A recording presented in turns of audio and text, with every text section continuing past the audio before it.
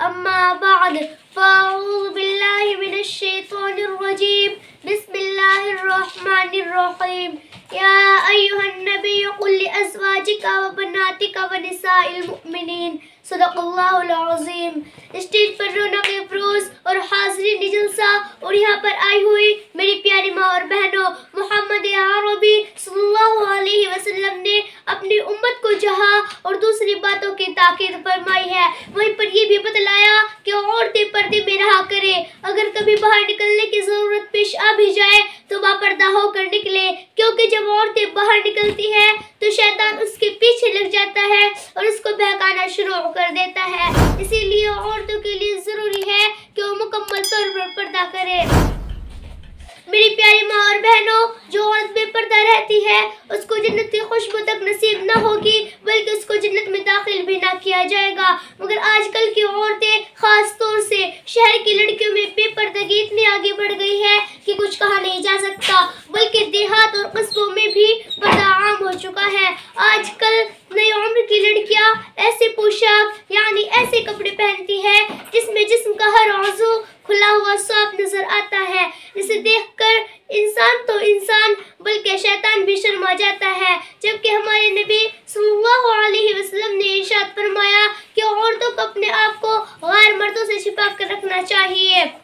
मुअज़्ज़ज़ सामाईन किराम, ताजदारे बतहा अहमद मुज्तबा रसूल मुर्तज़ा मोहम्मद मुस्तफ़ा सल्लल्लाहु अलैहि वसल्लम ने इरशाद फरमाया कि मैं जब मेअराज पर गया था तो मैंने जाने के बाद क्या देखा कि जहन्नम में कुछ औरतों को अज़ाब हो रहा है। पूछा गया कि अल्लाह के रसूल वो कौन सी औरतें थी, तो अल्लाह के रसूल सल्लल्लाहु अलैहि वसल्लम ने इरशाद फरमाया कि इनमें कुछ मुंहफट औरतें थी और कुछ ज़िना का मुर्तकिब होने वाली औरतें थी और कुछ ऐसी औरतें थी जो पाकी और नापाकी का ख्याल ना किया करती थी और कुछ गीबत यानी चुगली की आदी थी, इसलिए उनको अज़ाब में मुब्तला किया गया है। मेरी प्यारी माँ और बहनों, तुम्हारा जिस्म बहुत नाजुक है, तुम बहुत कमजोर हो, तुम्हें सिर्फ नाजुक कहा गया है। मर्द तो मर्द है कि अल्लाह ताला अपना अज़ाब पत्थर और पहाड़ों पर भी डाल दे तो पहाड़ भी अल्लाह के अज़ाब को बर्दाश्त न कर सकेंगे।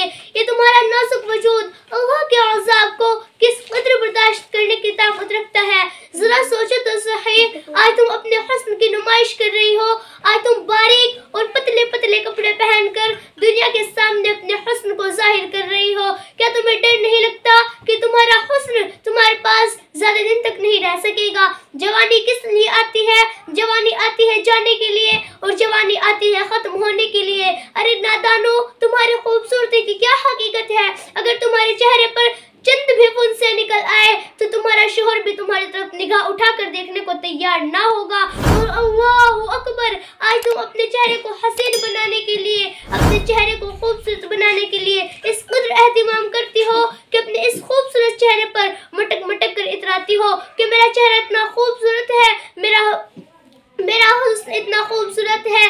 मेरी प्यारी माँ और बहनों, हज़रत इब्न मुसय्यब रहमतुल्लाह अलैह ने इरशाद फरमाया कि जब मैं अली मुर्तज़ा के साथ कब्रिस्तान में गया तो मैंने जाने के बाद क्या देखा कि अली मुर्तज़ा ने तमाम कब्र वालों को सलाम किया और उनसे पूछा, ए कब्र वालों, तुम्हारा क्या हाल है, तुम्हारी क्या कैफियत है? तभी एक कब्र से आवाज आई, ए अली मुर्तज़ा, क्या पूछते हो? जिन खूबसूरत बालों को हम दिन में कई बार संवारते थे वो बाल हमारी खोपड़ी से झड़ चुके हैं। जिन खूबसूरत गालों की सुर्खी पर हम इतराते थे उन गालों के गोश्त को कीड़ों ने खाना शुरू कर दिया।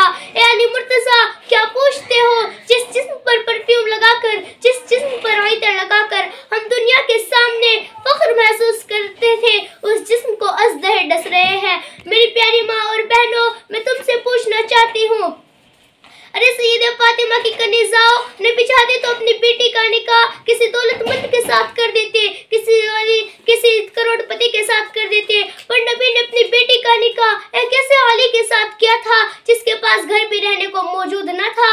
अली के कहने से मेरे आका कहते हैं, ए अली, मैं अपनी बेटी फातिमा का निकाह तुम्हारे साथ करना चाहता हूँ। अली उस वक्त ऐसे थे कि उनके पास मेहर देने के लिए भी पैसे न थे।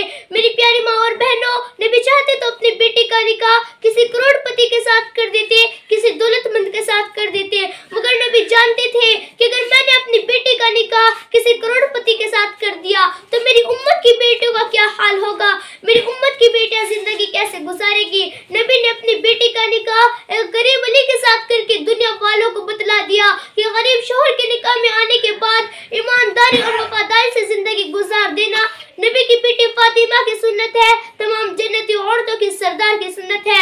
मेरी प्यारी माँ और बहनों, नबी की बेटी ने ऐसे गुर्बत के आलम में जिंदगी गुजारी कि अपने हाथों से चक्की खुद पीसती थी। चक्की पीसने की वजह से हाथों में छाले पड़ गए थे। मुश्किल पीठ पर लाद कर कुएं से पानी भिलाती थी।